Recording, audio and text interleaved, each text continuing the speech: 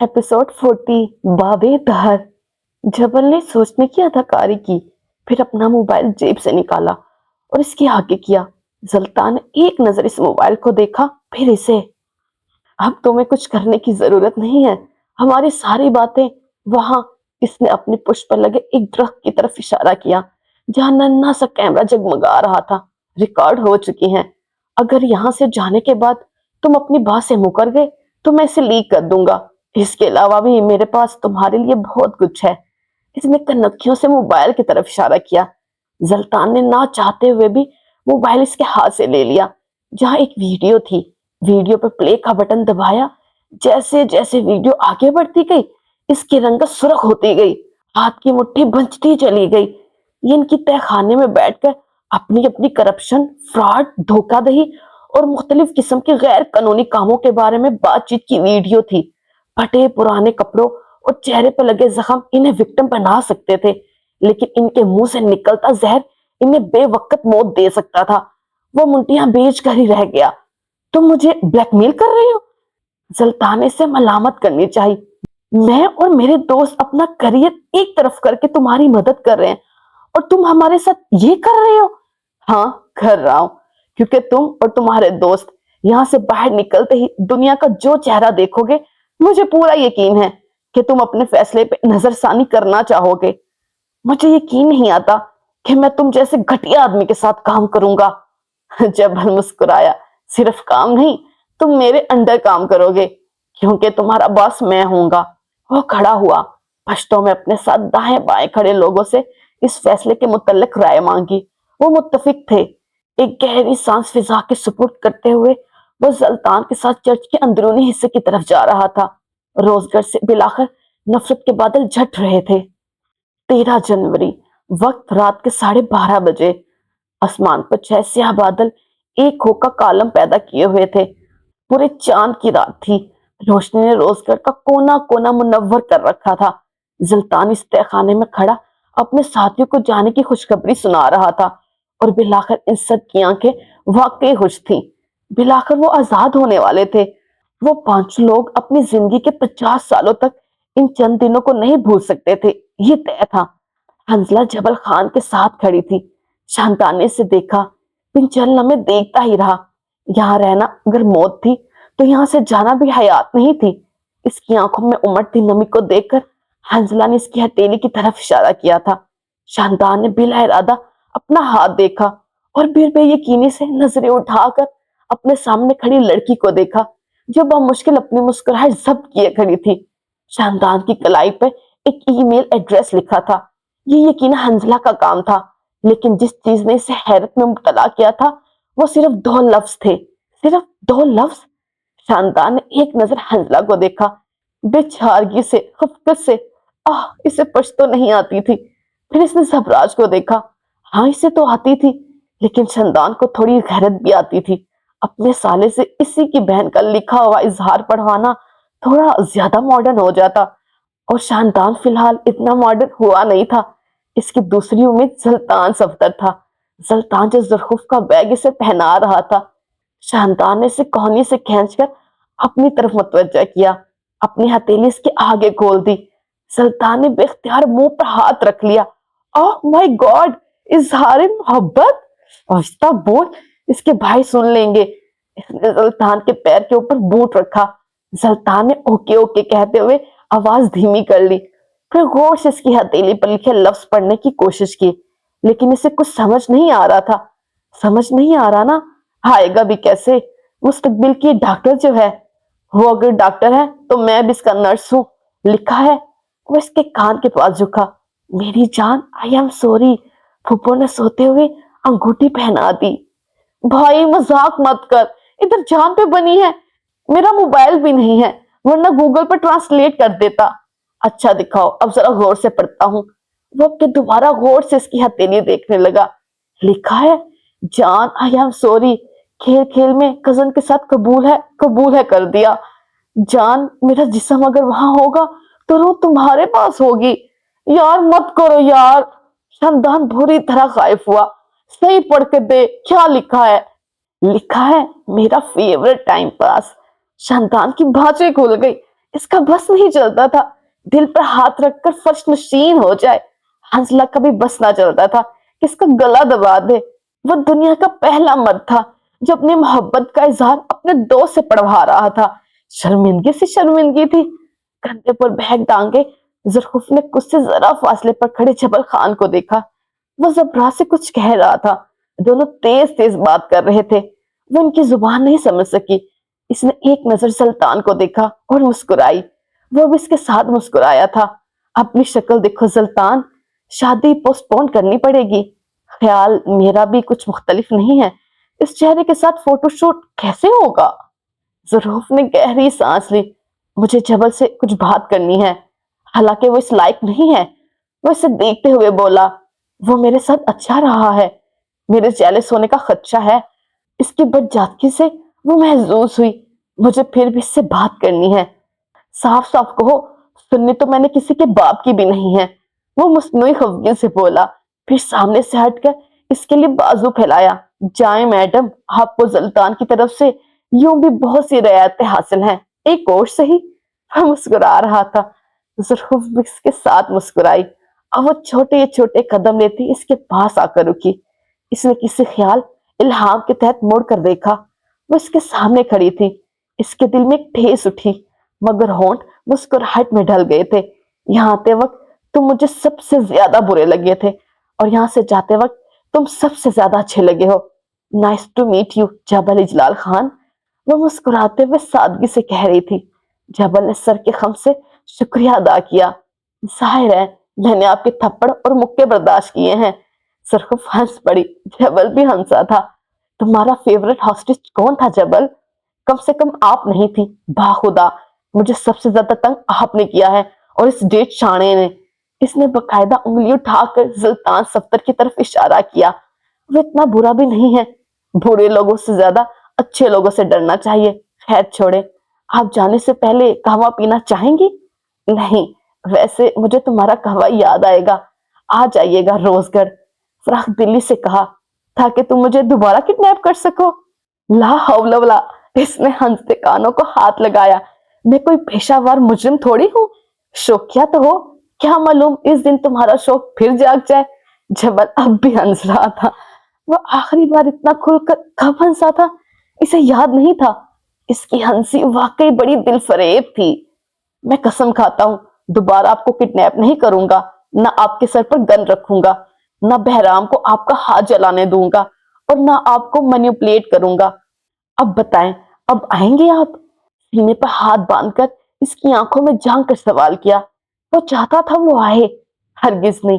روز گڑھ میں مس فٹ ہوں میں، تم اسلام آباد آنا، اور اگر کوئی کیس وغیرہ کرنا ہو تو مجھے بتانا، میں تمہارا کیس لڑوں گی۔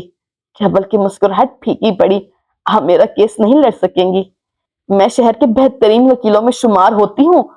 کچھ مقدمے ایسے ہوتے ہیں جن میں کوئی گواہ مدعی مقتول نہیں ہوتا، اور اگر ہوتا بھی ہے تو اسے معافی دے دی جاتی ہے۔ میرا کیس بھی کچھ ایسا ہی ہے۔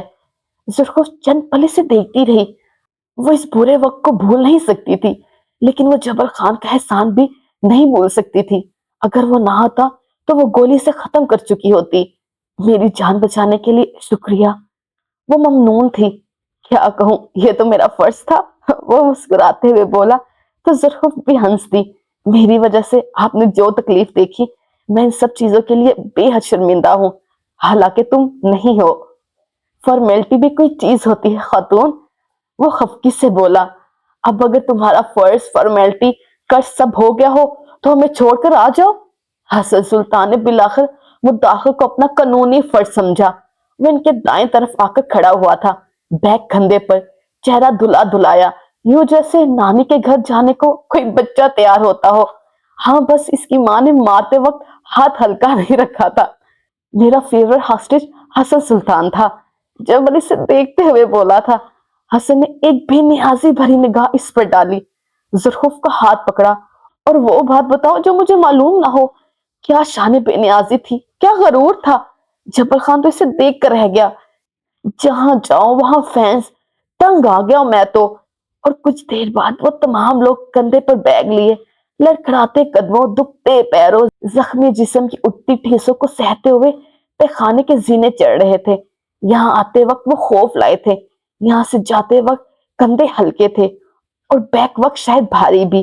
بابے دور کئی بھلائیوں کے لیے کھلتے ہیں، تسکین کے لیے بھی اور ہدایت کے لیے بھی۔ دور کے اس باب نے ان کی زندگی 360 ڈگری پر بدل کر رکھ دی تھی۔ بہت کچھ کھو کر وہ بہت کچھ پا چکے تھے۔ جیپ میں بیٹھے ہوئے وہ خاموش نظروں سے آس پاس دیکھ رہے تھے۔ لوگوں کی آنکھوں میں حقارت کم ہو چکی تھی، وہ نفرت امید میں بدل چکی تھی۔ گلیوں سے گزرتے ہوئے وہ بے خوف تھے۔ ان کے آگے پیچھے کئی جیپیں تھیں، لوگ انہیں چھوڑنے جا رہے تھے۔ ان 5 لوگوں کو زندگی میں بے تحاشا ستائش، رتبہ، مقام، عزت ملا تھا، لیکن آج جو کچھ مل رہا تھا وہ انہوں نے کمایا تھا، اور اس کمائے ہوئے پر انہیں فخر تھا۔ میدان پھر سے وہی تھا، اور اس کے بعد ایک پل، یک کے بعد دیگرے۔ وہ سب جیپ سے اتر آئے۔ برف باری تھم چکی تھی، مگر آسمان کی سیاہی اور چمکتا چاند اس وقت مانوس کی کسی سیاہ رات کا تاثر رکھتی تھی۔ لوگوں کا ایک ہجوم تھا جو ایک طرف کھڑے انہیں دیکھ رہا تھا، دوسری طرف سلطان، یوسف، حسن، شاندان اور زبراج تھے۔ جبل زبراج کے ساتھ کھڑا تھا۔ یہ ایک الوداع تھا، یہ واقعی الوداع تھا۔ دفتر ہر اور شور سمجھ گیا۔ پل کی دوسری طرف سے 20 کی تعداد میں گاڑیاں اس طرف آ رہی تھی۔ گاڑیوں میں مسلح افراد سوار تھے، ساتھ پولیس کی 2 گاڑیاں بھی تھی جن کے سائرنز بج رہے تھے۔ مجمع میں بے چینی سی پھیل گئی، لوگ یہاں سے وہاں بھاگنے لگے۔ وہ 4 لوگ کبھی لوگوں کو دیکھتے اور کبھی دوسری طرف گاڑیوں کو، پولیس کو، اور گاڑیوں سے اتر کر ان کی طرف آتے افراد کو۔ بس ایک سلطان صفدر تھا جو یک تک پلک جھپکے بغیر سامنے کھڑی سفید رنگ کی گاڑی کو دیکھ رہا تھا، جس کے حرکت کرتے ٹائر ابھی پوری طرح رکے نہیں تھے، مگر کوئی تھا جو چلتی گاڑی سے دروازہ کھول کر باہر نکلا تھا۔ سلطان صفدر جہاں تھا وہاں تھم گیا۔ اندازے الگ تھے، حقیقت سہ جانا میری اذیت تھی۔ گاڑی سے اترنے والا افراد سراج صفدر تھا۔ اس کے چہرے پر ہوائیاں اڑ رہی تھی، اس کی نظریں دیوانہ وار کسی کو تلاش کر رہی تھی۔ آس پاس لوگ بکھر گئے تھے، پولیس افسران نے چاروں طرف سے علاقے کو گھیرنا شروع کر دیا تھا۔ سراج صفدر کی متلاشی نگاہوں کو بلاخر وہ منظر دکھا جس کے لیے وہ دیوانہ وار ہر کشتی جلا کر یہاں تک آیا تھا۔ اس رش، شور، انتشار اور ہنگاموں کے درمیان بھی اپنے بھائی کو دیکھ کر اسے بے تحاشا سکون ملا۔ سلطان صفدر، اس کا بھائی، وہ اس کے سامنے کھڑا تھا، زندہ سلامت۔ ایجنٹ نے اسے جھوٹ بول کر بلایا تھا۔ کیا اس کے بھائی کی زندگی واقعی خطرے میں تھی؟ جو بھی تھا، وہ اس انسان کے لیے آ سکتا تھا، بابے دور کے اس بار بھی۔ سلطان کی نظریں ایک لمحے کے لیے بھی اس سے ہٹ نہیں سکی تھی۔ سراج نے لمحے کے 1000ویں حصے میں اپنے تاثر کمپوز کر لیے۔ وہ آگے آ رہا تھا، ہر قدم موت جیسا تھا، ہر قدم حیات جیسا تھا۔ اس کی آنکھوں کے آگے کئی ٹوٹے بکھرے منظر تھے۔ تم چاہتے ہو تو میرے بھائی کو قید خانے میں رکھو اور میں تمہیں سپورٹ کرتا رہوں؟ دماغ خراب ہے میرا؟ سراج صفدر اف کی پر اپنے سامنے صوفے پر بیٹھے زبراج پر غرا رہا تھا۔ یہ آپ کے بغیر ممکن نہیں ہے۔ میں باقی 3 لوگوں کے خاندان کو جھیل سکتا ہوں، لیکن اس پورے پلان میں آپ کو ڈبل کراس نہیں کر سکتا۔ میرے بھائی کو اگر ہاتھ بھی لگایا تو میں تمہارا خاندان تباہ کر دوں گا زبراج۔ بھولو مت، تم جو ہو میری وجہ سے ہو۔ اس کی آنکھیں سرخ پڑ رہی تھی، آواز اب خراہٹ میں تبدیل ہو رہی تھی۔ میں اپنے خاندان کی حفاظت کرنا جانتا ہوں سکیپر، تو اپنی دھمکیاں آپ کسی مظلوم کے لیے سنبھال کر رکھے۔ وہ بے لچک انداز میں بولا، اسے کوئی نقصان نہیں ہوگا، جیسے ہی ہمارا کام ہو جائے گا میں اسے صحیح سلامت آپ کے پاس لے آؤں گا۔ صحیح سلامت؟ مائی فٹ! میرا بھائی مر گیا تو کیا لعنت بھیجوں گا تمہارے پلان پہ؟ موت کو آپ اور میں نہیں ٹال سکتے، لیکن اگر آپ واقعی اس پلان میں میری مدد نہیں کر سکتے تو اٹس اوکے۔ آج کے بعد آپ ایجنٹ کو نہیں جانتے۔ تم مجھے دھمکا رہے ہو؟ مجھے چھوڑ کر کہاں جاؤ گے؟ تم آج جو بھی ہو میری وجہ سے ہو، وہ روانت سے بولا، اور آپ جو بھی ہیں میری وجہ سے ہیں۔ وہ ترکی بترکی بولا، میں نے آپ کے لیے بہت کچھ کیا ہے، اب اپنے لیے کوئی اور ایجنٹ ڈھونڈ لیجئے۔ میرے پاس لوگوں کی کمی نہیں ہے ایجنٹ، اور میرے پاس ذہانت کی کوئی کمی نہیں۔ لوگ بک جاتے ہیں، ذہانت نہیں بکتی۔ وہ کہہ کر چلا گیا تھا، مگر سراج صفدر کی دنیا تہہ و بالا ہو چکی تھی۔ اسے اپنے 2 عزیز ترین لوگوں میں سے کسی ایک کو چننا تھا، وہ خون چنے یا خوبیاں۔ وہ لکڑی کی اس پل کو پار کرتے ہوئے عین اس کے سامنے آ کر رکا۔ سلطان نے ایک لمحے کے لیے بھی इसे नजरें नहीं हटाई थी। मैंने तुम्हारा फोन ट्रैक किया, मैंने बहुत कॉल्स की थी, मुझे अजीब जवाब मिलते रहे, मैं बहुत परेशान हो गया था सुल्तान। वो इसे ये नहीं बता सका कि एजेंट ने जब से इसे सुल्तान की जान खतरे में होने का बताया था, वो सांस नहीं ले पा रहा था। मैं ठीक हूँ। सुल्तान इसे ये नहीं कह सका कि इसका फोन रोजगर में नहीं है, इसका फोन ना जाने किस वादी के चक्कर काट रहा है, वो किस तरह लोकेशन ट्रैक करके आया था। मैंने पुलिस से राब्ता किया, मैं सब कुछ ले आया हूं यहाँ, तुम ठीक हो ना? वो इसे ये नहीं बता सका कि वो उसे बचाने के लिए लश्कर ले आया था। वो इसे ये नहीं बता सका कि इसे खो देने के खौफ ने सहराज के दिल के साथ क्या क्या किया था। घर चलते हैं, वो 3 लफ्ज कहकर आगे बढ़ा, अपने से जरा से फासले पर खड़ी जुल्फ का हाथ पकड़ा। सहराज इसे देख कर रह गया। जहन में उमड़ती यादें गैर तरतीब थी। सुल्तान की वजह से परेशान होना छोड़ दे डैड, मुझे यकीन है सियासत के अलावा वो कहीं नहीं जाएगा। वो अपने मोबाइल पर बटन दबाते हुए बोला। नीम अंधेरे लॉन्च में सर को हाथों में गिराए सफदर हुसैन को इनका बड़ा बेटा बेहद लापरवाही से कह रहा था, मैंने एक बेटा खो दिया है, मैं दूसरे को नहीं खोना चाहता। सियासत इसका असल है, वो इससे भाग नहीं सकता। वो वापस आ जाएगा यार, और अगर नहीं भी आया तो सियासत कोई आखिरी काम नहीं दुनिया का। फिर सुल्तान हमारे खानदान का आखिरी मर्द नहीं। अभी शादी कर लेता हूँ, 4 साल में 4 बेटे पैदा करके दे देता हूँ आपको, फिर तो कोई शिकायत नहीं होगी ना। वो हनूज बेफिक्र था। सफदर हुसैन ने सर को सोफे की पुष्ट से टका दिया। इनकी आंखों में जलन बेतहाशा बढ़ गई थी। वो उम्र से काफी ज्यादा बूढ़े नजर आने लगे थे। समी को खो चुका हूं मैं, कैसे बाहर आकर वो नॉर्मल नहीं रहेगा। तुम्हारी जिंदगी की सबसे बड़ी खुशी मैंने खत्म कर दी। सन्नान जाने कहां दरबदर हो रहा है। इस घर में अगर कोई नॉर्मल था तो वो सुल्तान था। वो बेवक्त बोल पा रहा था। मुझे अब ये खौफ नहीं है कि वो सियासत में नहीं आएगा, ये डर है कि वो आ जाएगा और खुद को तबाह कर देगा। वो झूठ की सियासत करता है, फ्रॉड इसका हिस्सा है, करप्शन जैसे इसका जुनून बन गई है, और इक्तदार इसके लिए इंतकाम का जरिया है। मैं इसे लीडर बनाना चाहता था, वो गाज़िब बन गया है। सराज की मोबाइल पर चलती उंगलियां साकित हुई। इसने नजरें उठाकर अपने बाप को देखा। जवानी का वो रोब, वो तनतना जा की तरह बैठ गया था। इनकी आखिरी औलाद ने इनकी कमर तोड़ कर रख दी थी।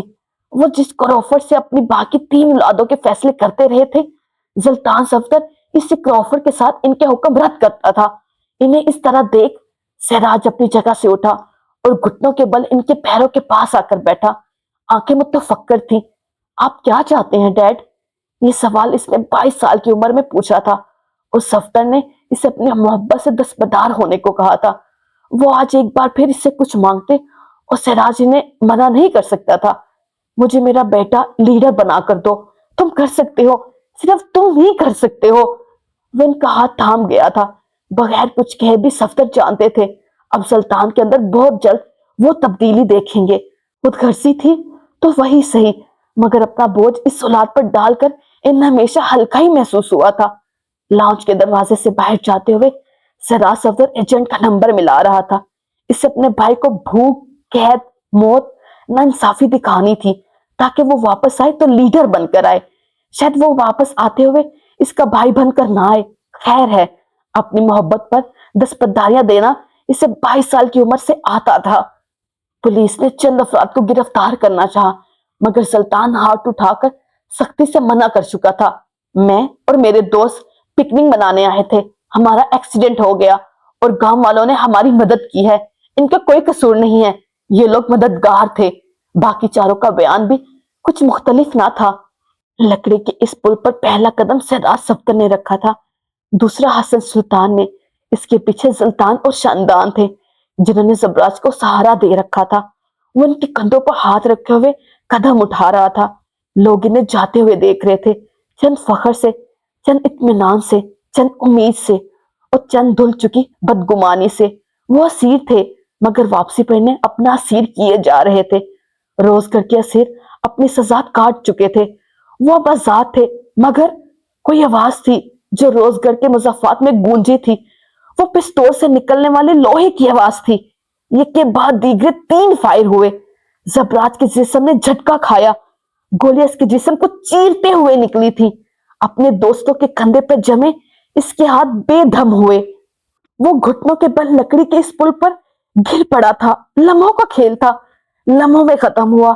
क्या, कब, कैसे, क्यों हुआ, किसी को कुछ समझ नहीं आया था। हर शय स्लो मोशन में हो रही थी। पुलिस मजमे में इस शख्स को तलाश कर रही थी जिसने गोली चलाई थी। कोई था जो इन्हें माफ नहीं कर सका था। कोई था जिसने असीरों की आजादी पर समझौता नहीं किया था। जबराज ने अपने जिस्म में बेतहाशा जलन महसूस की, फिर दर्द, और फिर बेतहाशा दर्द, यहां तक कि वो कराहने लगा। दर्द शिद्दत इख्तियार कर रहा था। जल्तान इसके ऊपर झुका हुआ था। शमदान चीख रहा था, और इसने हसन को बेख्तियार सहारा लेते हुए देखा।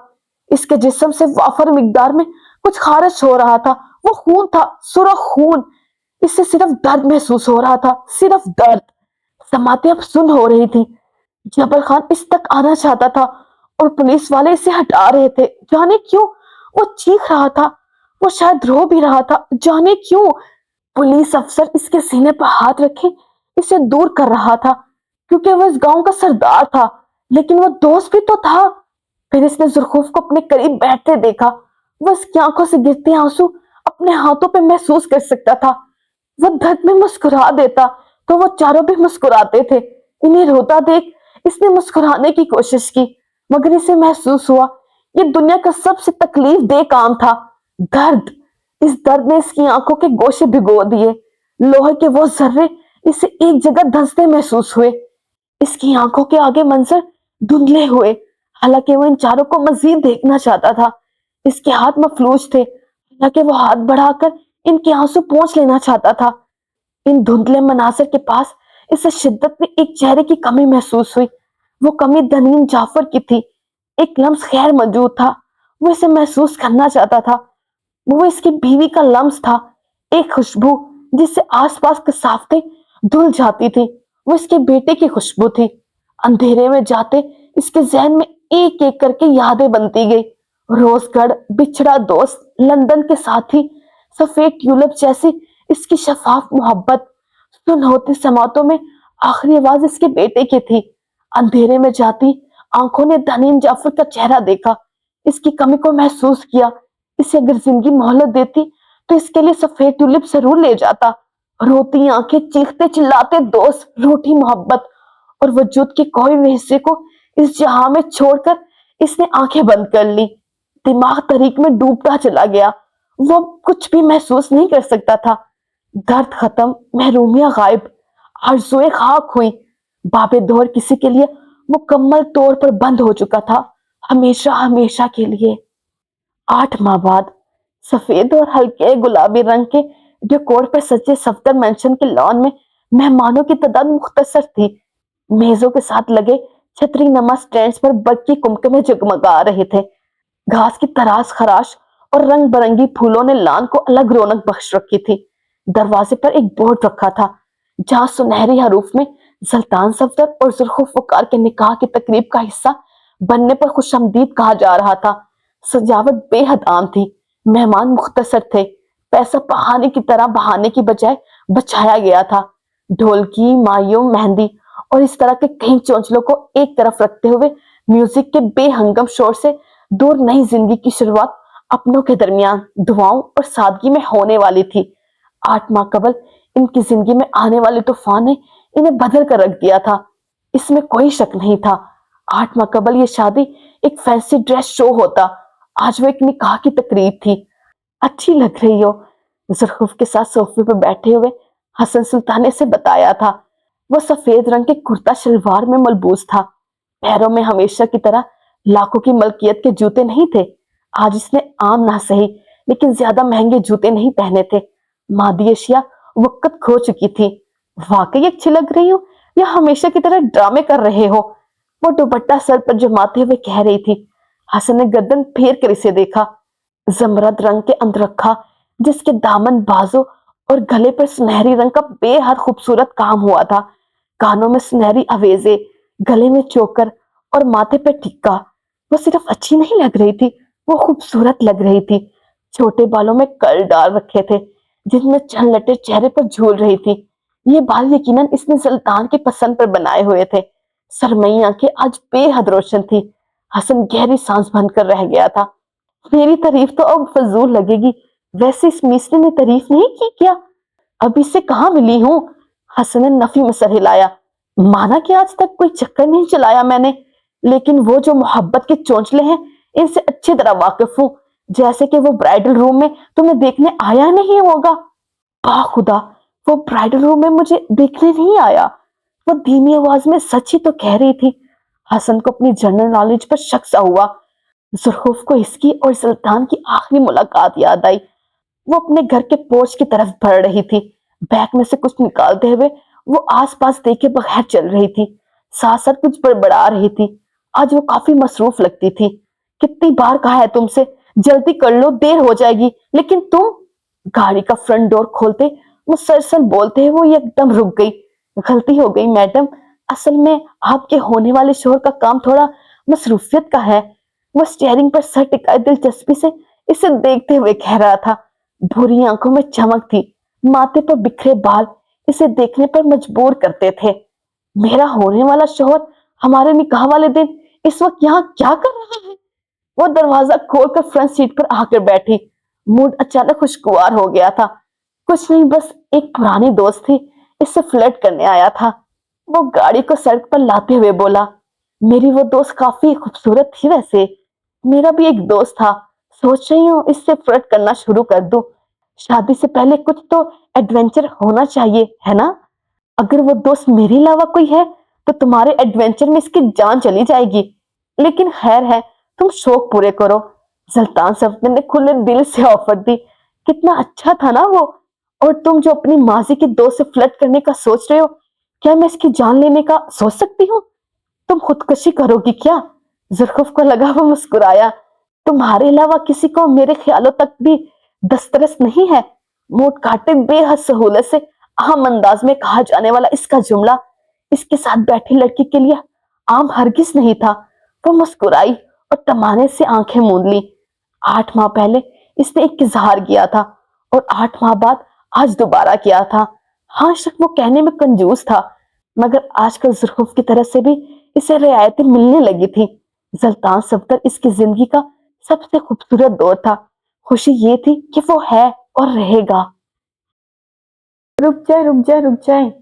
आपने इस वीडियो को लाइक किया? नहीं किया ना? तो प्लीज लाइक कर दे। और चैनल को सब्सक्राइब किया? वो भी नहीं किया होगा यकीनन, तो वो भी कर दे प्लीज। और एंड पे कमेंट किया आपने? नजर आ रहा है आपने कमेंट नहीं किया, तो वो भी करें ताकि पता चले ये वीडियो कहाँ से देखी जा रही है। टेक केयर, ओके, अल्लाह हाफिज, take care, tata, bye bye.